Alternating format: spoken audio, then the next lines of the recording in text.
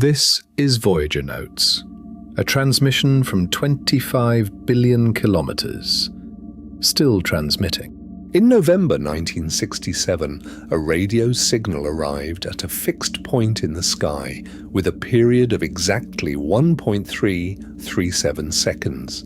It did not drift, it did not vary.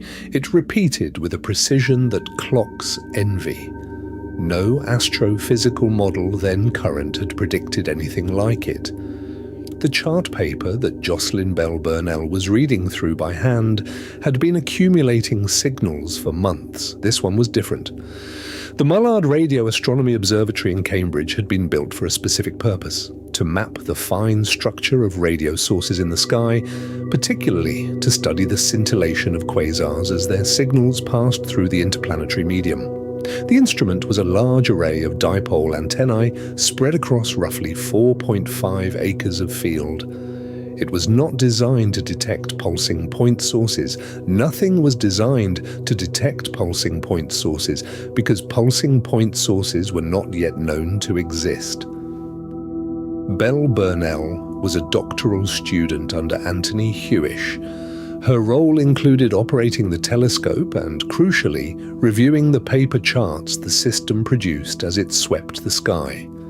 The array produced approximately 30 meters of chart paper per day. She was responsible for reading it. That volume of paper is not amenable to automation by the instruments of 1967. It required a human being to scan, identify anomalies, and decide what was signal and what was noise. Most anomalies are noise.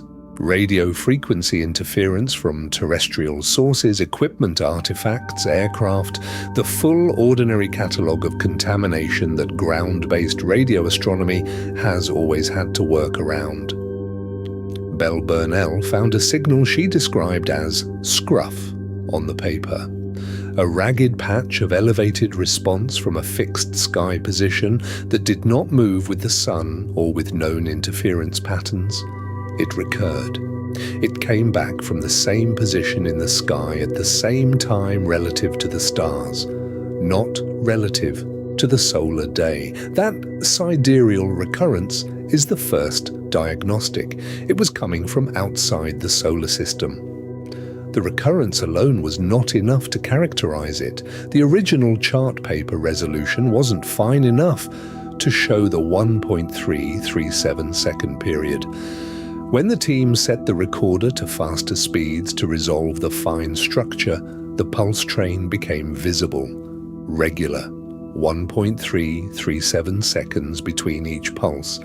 Not approximately 1.337 seconds, not 1.337 seconds plus or minus some drift.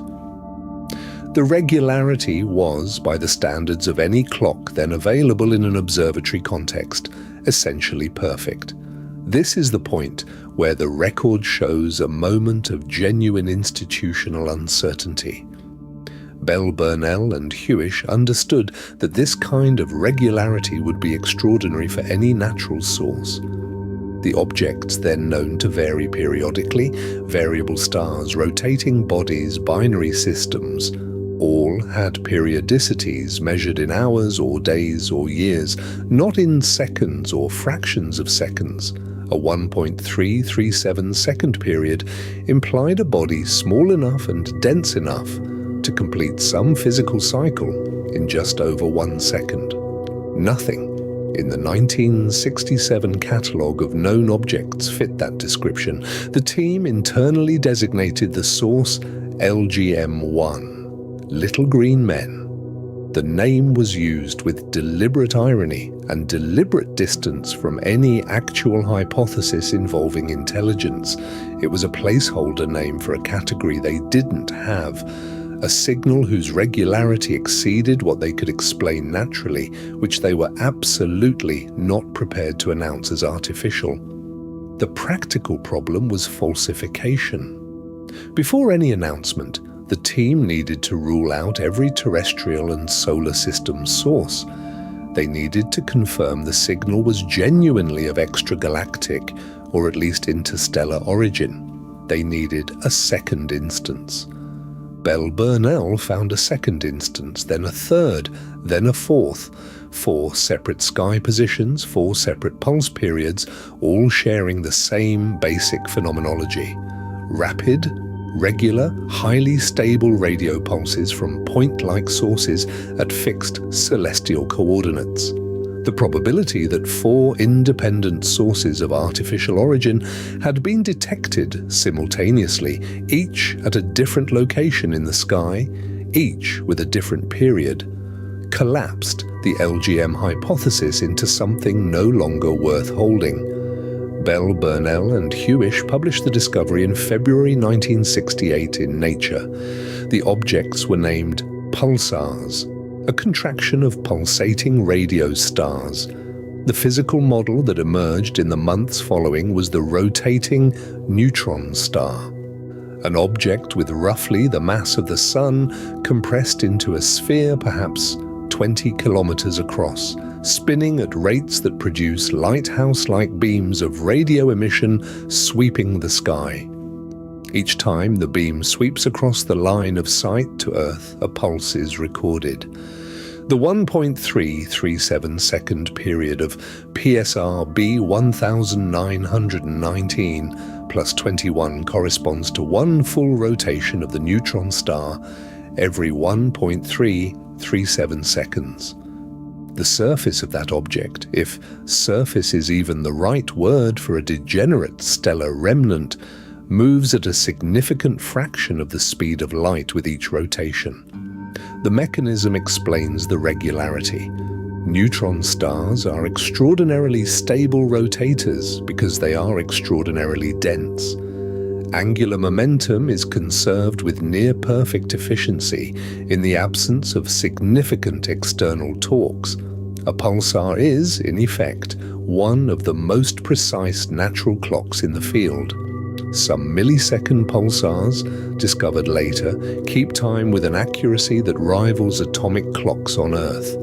But in 1967, none of this model existed yet. What existed was the chart paper and the 1.337 second period, and a doctoral student who had read enough of the paper output to notice that something was wrong with what the ordinary sky was doing.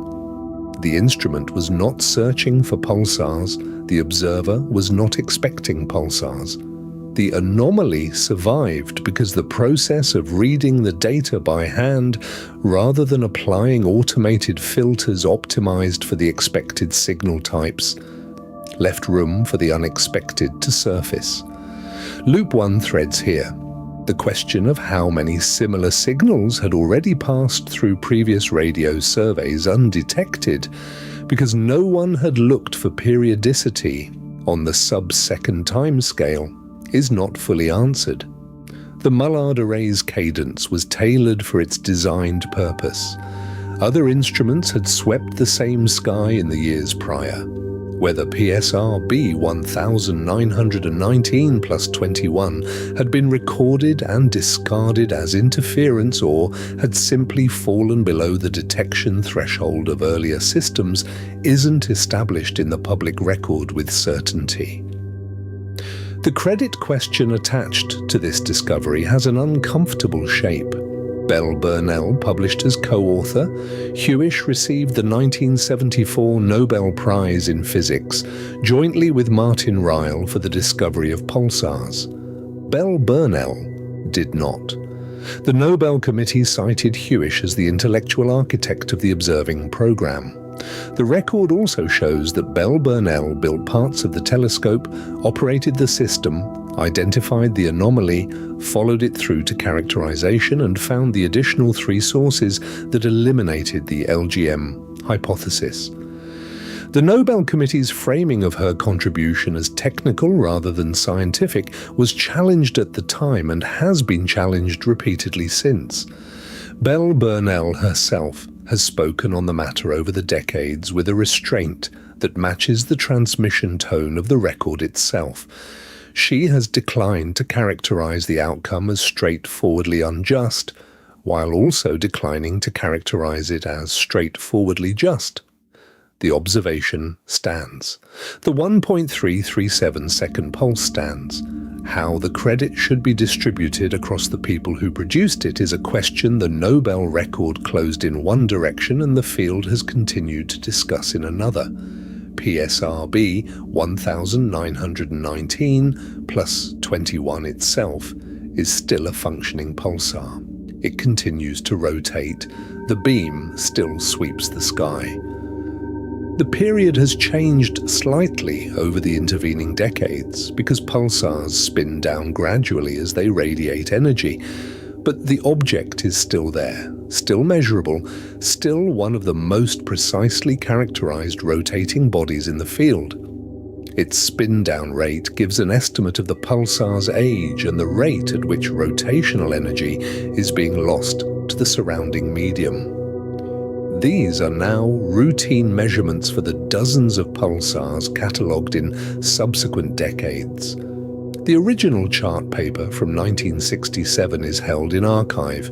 The strip showing the scruff that became PSRB 1919 plus 21 has been reproduced in textbooks, in retrospectives, in institutional histories of radio astronomy.